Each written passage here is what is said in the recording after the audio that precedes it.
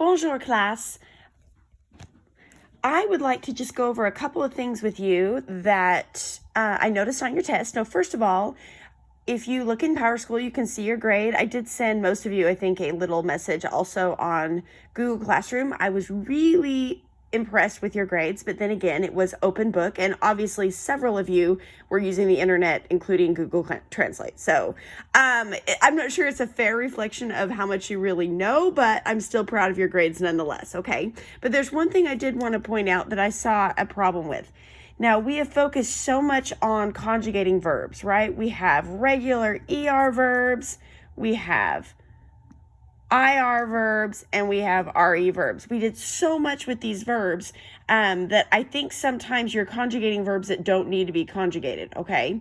Now, what I mean by that is, if you have a subject, the next word after that subject is conjugated according to these three patterns, okay? So, for example, if I want to say, I speak or I am speaking, it is je parle. All right, the ending is just E. If I want to say I am finishing, it's je finis. That's I-S-I-S-I-T, right? Where RE verbs, that would be something like attendre, which is to wait for.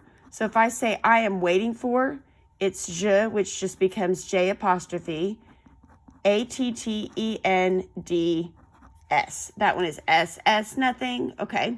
All right. So those are conjugated verbs according to the subject, which here is je. Where I'm seeing an issue is if you have two verbs in a row, the next verb is not conjugated. Okay. Let me give you an example. If I say, I like to speak French, okay, the verb is actually to like. So that's going to be j'aime. The next verb is going to be in its infinitive form, which is ER. So that means I like to speak, okay? Anytime you have a verb with its ER, IR, or RE ending, it means to do that thing, okay? So for example, if we're saying to finish, finir. To wait for, attendre. To choose, choisir. To dance, danser, okay? So those verbs are in its infinitive form, and all of this has the word to included. One of your examples on your test was, I don't like to wait for the bus, okay? So if you think about that sentence, I don't like, je n'aime pas. Okay, that means I don't like. So we've got MA right here, which is our ER verb, conjugated according to the subject je. The next verb, to wait for, doesn't need to be conjugated. Most of you were trying to write je n'aime pas attendre. It's je n'aime pas attendre. Okay, so by doing this, we're saying I don't like to wait for. And then we would just say le bus, okay? So I didn't mark off points for that at all, okay? But I want you to be aware that if you ever have two verbs in a row, like we see here, the first verb matches the subject. The second verb is in its infinitive form, which includes the little word to, okay? If that doesn't make sense, please let me know. All right, what I want to do for just a couple of minutes today is I want to give you a quick introduction to your next unit. Now, if you look at Unit 7, okay, Unit 7 starts really on page 308. This unit is talking about going on vacation. So, kind of appropriate. We're on a vacation. Not really, but, we're on vacation. The word vacation is vacances, okay? Now, if you look at page 310, we have lots of vocabulary words. I'm going to quickly go through the pronunciation of these, and then I'm going to give you an assignment that goes with these vocabulary words, okay? I really do want you to watch these videos, though, so you can hear the pronunciation instead of just jumping right to the homework, okay? All right, so if you look at these words right here, at the top, qu'est-ce que tu vas faire? Actually, this is another example of two verbs in a row. Qu'est-ce que means what? what are you going to do? What are you going to do? Now, here's our specifics. What are you going to do Saturday? What are you going to do Saturday morning? What are you going to do Sunday afternoon? What are you going to do tomorrow evening, this weekend, next weekend? Okay, so this is how that sounds. If I want to say to you, what are you going to do Saturday? Qu'est-ce que tu vas faire samedi? Qu'est-ce que tu vas faire samedi matin? Qu'est-ce que tu vas faire dimanche après-midi? Qu'est-ce que tu vas faire demain soir? Qu'est-ce que tu vas faire ce week-end? And qu'est-ce que tu vas faire le week-end prochain? Okay? If you're going to stay home, which we're doing, we're saying, I am going to stay chez moi at my house. Je vais rester chez moi. I'm going to stay at my house. Now, here's some options of things you could be doing at your house.